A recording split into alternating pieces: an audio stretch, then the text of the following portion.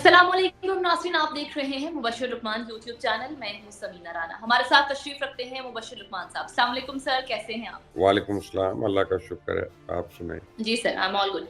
Sir, जजेस को खत मौसूल हो रहे हैं, रोज़ाना किसी न किसी को खत मिल जाता है। इस हवाले से क्या आप देखते हैं सर? कोई है आपके पास अंदर की खबर, कोई पेशरफ्त हुई, पता चला ये रेशम कौन है, कहाँ से बैठ के खतूत भेज रही हैं? बात पता है क्या बात ये है कि अब जब इसकी इंक्वायरी होगी ना तो पता भी चल जाएगा, सब कुछ पता चल जाएगा। आई थिंक हुँ, एक कोरियर तो पकड़ा भी गया था ना परसों, उससे और कोरियर क्योंकि हुआ है तो कोरियर कंपनीज़ जो हैं, उन पर डेटा होता है या तो अगर वो कलेक्ट करते हैं घर जाके तो घर का एड्रेस वगैरह होता है और अगर हुँ, कोई दफ़्तर में आके करता है तो वहाँ पे सीसीटीवी कैमराज़ वगैरह होते हैं। So it's a matter of time कि यानी इसकी तह तक पहुँच जाएँगे लेकिन तब तक इस पे ना ही क़यास सराही करें तो अच्छा है। मुबश्शिर साहब, कल रात को सुना है कि आपकी एक बड़ी अहम मुलाकात हुई है हाई कोर्ट के जज से। उन्होंने कोई अंदर की कोई खबर शेयर की है इन सबूत के हवाले से? कुछ बताया उन्होंने? इस बारे में कोई सिरा मिला? नब्बा अब जो हाई कोर्ट के जज साहब से मेरी मुलाकात हुई उसमें मैं अकेला नहीं था। हुँ, उसमें जंग के बहुत सीनियर एक नुमाइंदा रईस अंसारी साहब भी थे, हमारे दोस्त हैं, वो भी वहाँ मौजूद थे। हुँ, 1-2 और वकील हज़रात भी मौजूद थे और मैंने उनको 2-4 सवाल पूछे थे। वो एक्चुअली मुझे कह रहे थे कि देखें ये बड़ी ज़्यादती हो रही है जजेस के साथ और जो जजेस ने खत लिखा है उसके बारे में बात हो रही थी। एंथ्रेक्स के हुँ, बारे में नहीं हो रही थी। हुँ, और वो हुँ, कह रहे थे कि देखें कि ये मुख्तलिफ औकात में जजेस को ये किया जाता है। तो मैंने उनसे 2-4 सवाल मैंने कहा फिर अगर आप कंटेम्प्ट में मुझे ये ना करें, आप कहें कि contempt in face of the court और अंदर ना कर दें तो फिर इजाज़त है। तो उनका नहीं खुलकर पूछें आपने जो पूछना है। हुँ, तो मैंने उनसे कहा सबसे पहले कि योर ऑनर बात ये है कि जब ये हुआ था सब तो उसका कोई एविडेंस तो रखा होगा ना आप लोगों ने, कोई कैमरा भी लगाया हुँ, होगा, पुलिस में भी रिपोर्ट की होगी, कोई उसकी इन्वेस्टिगेशन भी हुई होगी या कंटेम्प्ट का आपने नोटिस लिया होगा। हुँ, तो नहीं वो तो अब क्योंकि उन्होंने कंप्लेंट नहीं की थी तो ये तो उनके साथ ज़रा ज़्यादती थी, उन्होंने कहा कि मेरी इत्तला तो नहीं है। तो मैंने कहा फिर सिर्फ़ आपका बात आपके आपके अल्फ़ाज़ मान लें हम। पाकिस्तान का हुँ, आइन जो है, पाकिस्तान का कानून जो है, तमाम जो ताज़ीरात हैं उसको पस-ए-पुश रख दें क्योंकि 2-4 जजेस को ये थॉट आई है। अब वो जज मिसगाइडेड भी हो सकते हैं, मिसडायरेक्टेड भी हो सकते हैं हुँ, और बीमार भी हो सकते हैं। ठीक है, उनको हैलुसिनेशंस भी हो सकती हैं। तो अगर पाकिस्तान में कोई शहरी हो, उसको अदालत से किसी किस्म का इंसाफ लेना हो, तो उसके लिए पूरा एक प्रोसीजर है कि पहले पुलिस में रिपोर्ट करे, उसकी तफ्तीश होती है, उस तफ्तीश के बाद एविडेंस सामने लाया जाता है, फिर वो कोर्ट में आता है। तो आप लोगों ने सुप्रीम जुडिशल काउंसिल को खत लिख दिया और आप कह रहे हैं हमें डायरेक्शन दें इस बारे में, तो 1 साल के बाद आपको खत लिखना था, उससे हुँ, पहले नहीं लिख रहे आप। तो दूसरी बात ये है कि कभी आप लोगों ने नोट किया कि आपकी इतनी यानी आपके जजेस जो हैं, आप लोग जब बनते हैं, तो तब आप एजेंसियों से कितनी हेल्प ले रहे होते हैं और आप कह रहे होते हैं कि मुझे बनना है, जो भी कहोगे मैं तुम्हारे लिए हाज़िर हूँ। कहते हैं मैं मानता हूँ ये होता है। हुँ, फिर मैंने कहा जब कन्फर्म होना होता है तब भी आप एजेंसियों की मदद ले रहे होते हैं। कहते हैं हाँ, मैं ठीक है, हैं कमज़ोरियाँ हमारे में।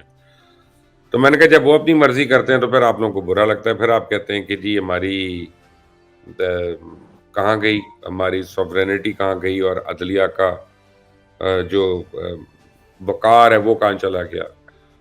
तो बात हुँ, वक़ार के ऊपर जो ख़त्म हुई जिसके ऊपर उनको अच्छा नहीं लगा था।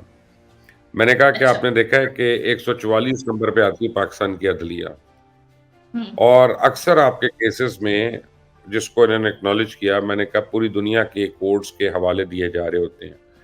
कि जी बॉम्बे सुप्रीम कोर्ट में वो हाई कोर्ट में ऐसा हुआ, इंडियन सुप्रीम कोर्ट ने ऐसा किया, ब्रिटेन में ऐसा हुआ क्वींस कोर्ट में और फलां जगह केस था तो वहाँ पे ये वर्डिक्ट आया और वर्डिक्ट सुनाए जा रहे होते हैं रिलेटेड हुँ, केसेस में दलाइल के तौर पे कहते हैं हाँ बिल्कुल आते हैं। तो मैंने कहा जो सबसे कमज़ोर ममालिक हैं 3-4 पाकिस्तान के अलावा हुँ, यानी जुडिशरी के हवाले से वो जो जिनको हम बनाना रिपब्लिक्स कहते हैं, चाहे नाइजीरिया हो, चाहे कीनिया हो, चाहे कोई और हो, उनमें कभी आप लोगों की जजमेंट पढ़ के सुनाई गई है?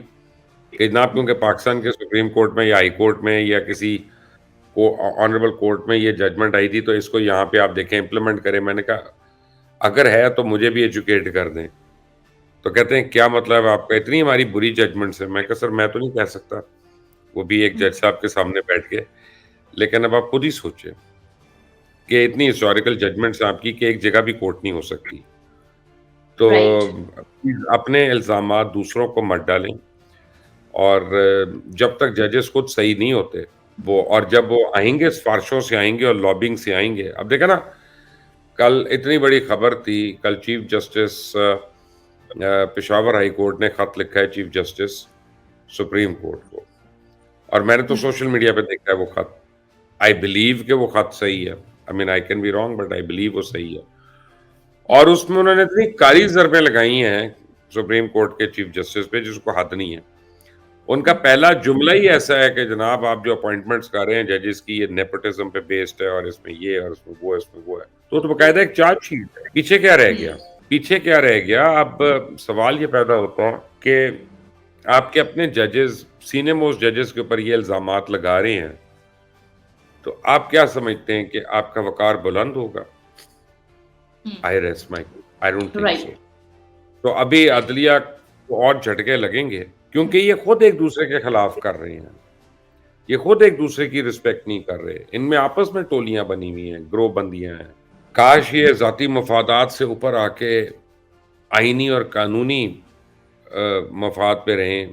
और देखें कितनी आराम से सोशल मीडिया पे आए थे। 2 दिन पहले काज़ी फ़ाइज़ा ने कहा कि सोशल मीडिया, यानी बेसिकली उन्होंने सोशल मीडिया से शिकायत की थी कि यार ये नॉन डिपेंडेबल है। तो कल chief justice Peshawar high court का जो खाता है वो मैं सोशल मीडिया पे ही देख रहा हूँ। कमाल नहीं है? यानी हर चीज़ सोशल मीडिया पे ही है। अच्छा, फिर चीफ जस्टिस साहब कहते हैं कि सोशल मीडिया सही नहीं है, लेकिन हम अपना यूट्यूब चैनल लॉन्च कर रहे हैं। सही नहीं है तो भाई आप उस पे क्यों आ रहे हैं? वो कहते हैं हमने सही खबरें देनी है, तो आपका काम खबरें देना तो नहीं है। आपका काम इंश्योर करना है कि इंसाफ दिया जाए। लेकिन चलें, अगर सुप्रीम कोर्ट ने खबरें भी देनी है, तो ये काम का भी शौक पूरा कर लें, और जो ये प्रोजेक्ट बेच रहा है या लगा रहा है, उसका भी कोई फ़ायदा हो जाए। मुबश्शिर साहब, हमजा शहबाज के हवाले से बात कर लेते हैं। वो चुप थे काफी टाइम से। अभी मीडिया टॉक की, उन्होंने, सहाफी ने पूछा कि आपने कोई वजारत नहीं ली विफाक में, कि आपकी नजरें पंजाब में हैं, तो कहते हैं कि नहीं, मेरी नजरें आसमान पर हैं। क्या तलाश कर रहे हैं हमजा शहबाज आसमान से? बेसिकली हमज़ा शहबाज की कहीं पे भी नज़र नहीं है, और वो अपने आप को उन्होंने तो पॉलिटिकल सिस्टम से आउट कर लिया हुआ है। अब कुछ अरसे से वो कोशिश कर रहे हैं कि इस्लामाबाद में प्राइम मिनिस्टर सेक्रेटेरिएट में दफ्तर बना के वहाँ बैठ के वो काम करें। और अच्छा। बेसिकली तो वो काम यही होगा ना कि वो अपनी कज़न के खिलाफ करना उन्होंने, क्योंकि ओके। ये घर के लड़ाइयाँ जो हैं ये बहुत ज़्यादा आ गई हैं ऊपर उभर के। तो हम्म। और हमज़ा शहबाज साहब और मरियम बीबी का जो आपस में सपोर्ट और कोऑपरेशन है वो भी हमें नज़र आती है, और काफ़ी अरसे से नज़र आ रही है। अब तो खुलकर एक दूसरे के इख्तलाफात जो हैं वो हर एक को पता है, सबके सामने आ चुके हैं। So let's see. Basically, right now, Hamza Shabazz is not relevant in Pakistan politics. Right. Mubashir साहब, पीटीआई के हवाले से सवाल है। पीटीआई ने पार्टी अमूर चलाने के लिए कोर कमेटी के ऊपर एक एपेक्स कमेटी बनाने का फैसला किया है, और ये बानिए पीटीआई इमरान खान की मर्जी के मुताबिक बनेगी एपेक्स कमेटी। तो क्या इमरान खान को एतबार नहीं था, उन्हें डाउट्स थे कोर कमेटी के फैसलों पर, जो उन्होंने एक एपेक्स कमेटी बना दी है जिसका काम होगा कि सारी जो भी फैसले हैं, पॉलिसी साजी करनी है, पॉलिसी मेकिंग करनी है इस एपेक्स कमेटी तो में? क्यों बन रही? सबसे वीक मैनेजमेंट होती है ना, वो ये होती है कि एक इंक्वायरी कमीशन बनाओ, उसके ऊपर एक कमेटी बनाओ, फिर उसकी इंक्वायरी के लिए एक कमेटी बनाओ, फिर उसको मॉनिटर करने के लिए एक कमेटी बनाओ, और उन सबको देखने के लिए कि क्या काम हो रहा है एक सुपर कमेटी बना दो। बेसिकली पीटीआई में मुख्तलिफ लोगों को उन्होंने ओहदे देने हैं, ताकि वो जाके दंदनाते फिरें, कहें कि मैं तो फलां कमेटी का मेंबर हूँ, मैं तो फलां का मेंबर हूँ, मैं तो इतना अहम हूँ और मैं इतना इम्पोर्टेंट हूँ। तो कोर कमेटी को ऐड नहीं कर सक रहे होंगे, तो उसके ऊपर उन्होंने एक और कमेटी बना दी है मजीद लोगों को ओहदे देने के लिए। Nothing else, nothing else. Right. और मुझे नहीं पता कि वो जो है उसका पीटीआई का जो मैनिफेस्टो है वो इसकी इजाज़त देता है कि नहीं देता, ये इसको चेक करना पड़ेगा। बट आई तो विल बी ये वेरी सरप्राइज्ड। इमरान खान की मर्जी के मुताबिक बनी है ये एपेक्स कमेटी? वो इमरान खान को तो कोई परवाह नहीं है लॉज़ की, रेगुलेशंस की। I mean he can kick off anything जो उसके मतलब की होती है चीज़, वो तो he is the last person to think about it. Mubashir साहब, अहलिया इमरान खान बुशरा बीबी के तिब्बी मुआयने की रिपोर्ट सामने आ गई है। पिम्स के डॉक्टर्स ने उनका चेकअप किया और रिपोर्ट में ये कहा गया है कि जिन बातों की निशानदेही या जो शिकायत बुशरा बीबी ने अपनी सेहत के हवाले से खदशात का इजहार किया था, ऐसा कुछ भी नहीं पाया गया रिपोर्ट में। और इस पर हमने देखा है कि असमा बुखारी जो वज़ीर इत्तलात पंजाब हैं, उन्होंने रिएक्शन दिया। उन्होंने कहा है कि तिब्बी मुआयने की रिपोर्ट ने साबित कर दिया कि मियाँ बीवी दोनों झूठे हैं। मुबश्शिर साहब, आप तो मियाँ बीवी दोनों के खास मेहमान होते थे, आप भी दोनों को झूठा समझते हैं? ऑफ कोर्स ना समझता होता तो अलग क्यों हो जाते? दूर क्यों होते उनसे? उस्मा बुखारी ठीक कह रही हैं। बाकी झूठे अब देखें ना, कभी वो कहती हैं हार्पिक मुझे दिया गया, कभी वो कहती हैं ज़हर दिया गया। जितने महीनों से इन दोनों को ज़हर मिल रहा है, अभी तक कोई 1 डेढ़ मंथ तो ज़हर खा चुके हैं ये लोग ना। तो दोनों मियाँ-बीवी जो हैं, और सेहत इनकी और बेहतर होती जा रही है दोनों की। उनके ज़ाती जो मुआलिज है उसने भी कह दिया ऐसी कोई बात नहीं है। तो इससे आपको पता चल जाना चाहिए ना कि इल्ज़ाम की नौइयत क्या है। यानी ये कुछ सरकारी डॉक्टर ने नहीं कहा, ये उनके अपने पर्सनल डॉक्टर ने कहा है कि कोई ऐसी, और उन्होंने यहाँ तक हम तो टेस्ट भी नहीं करवा रहे। यानी उसको पता है क्या निकलना है। उनको चाहिए बुशरा बीबी को कि कब्र याद करें। इमरान खान तो खुद कहते हैं सबसे ज़्यादा असल सुकून कब्र में आता है। तो कब्र अगर याद आ जाएगी तो झूठ कम हो जाएँगे। वो भी रमज़ान के महीने में इतना झूठ बोलना और फिर बाद में कह देना मैं तो इस्लामी टैक्स दे रहा था या दे रही थी। तो फिर अल्लाह के मुजरिम बनते हैं ये लोग। सर, क्रिकेट के हवाले से खबर है, बेसिकली क्रिकेटर के हवाले से खबर है, I must say. Shahid Afridi के बारे में सोशल मीडिया पर खबरें आ रही हैं कि वो सियासत में आ रहे हैं, सियासत का आगाज कर रहे हैं। आपके पास कोई ऐसी खबर है सर? ये मैंने सोशल मीडिया पे देखी है, और मैं भी थोड़े आपके ये रिकॉर्डिंग से पहले शाहिद अफरीदी को मैं फ़ोन कर रहा था, तो उनका फ़ोन बंद मिल रहा था, कहीं ट्रैवल ना कर रहे हों। उम्रे की अदायगी के लिए रवाना हुए। अच्छा ठीक है, इसीलिए मैं उनको दोनों नंबर्स पे बंद मिल रहे थे।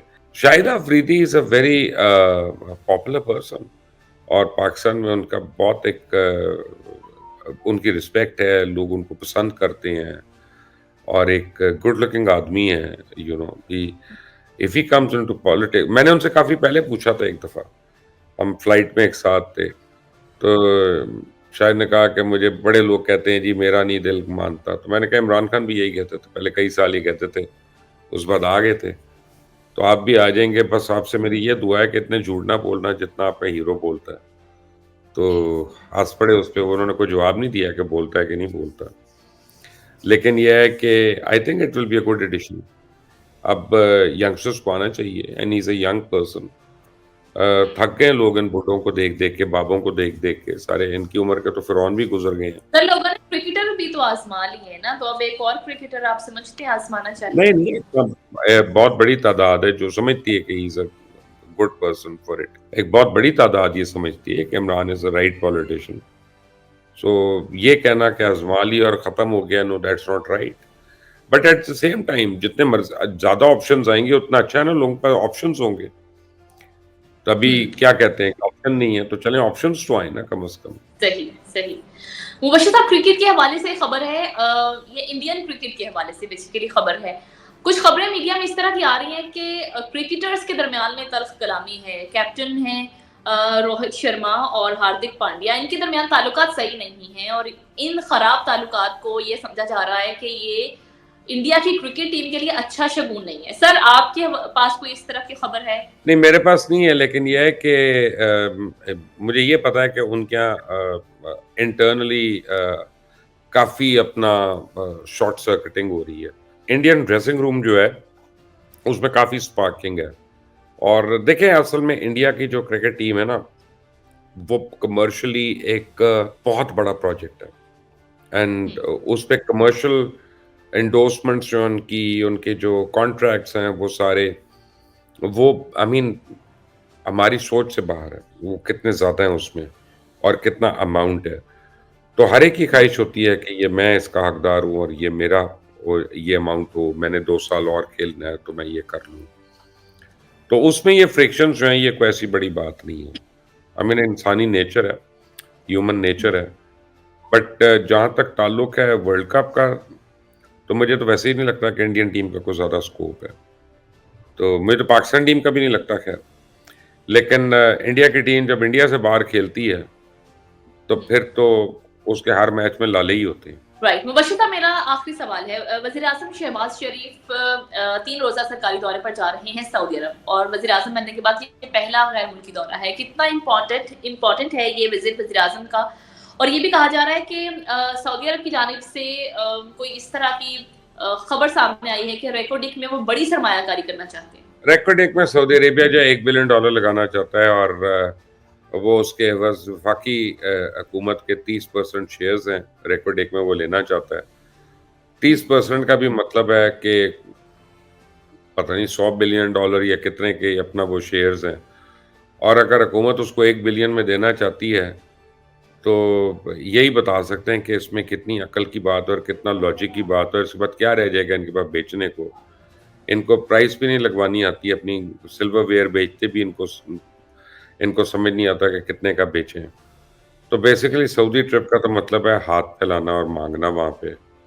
अब हम माँगेंगे दोबारा जाके, हम उनको बताएँगे आप कितने अच्छे हैं और आप हमारे भाई हैं, और हमारी इमदाद कर दें। तो और अगर हमने $1 बिलियन में 30% रेको डिक के शेयर्स देने हैं, तो फिर मेरा ख्याल है शहबाज शरीफ को ये पता होना चाहिए कि इस मुल्क में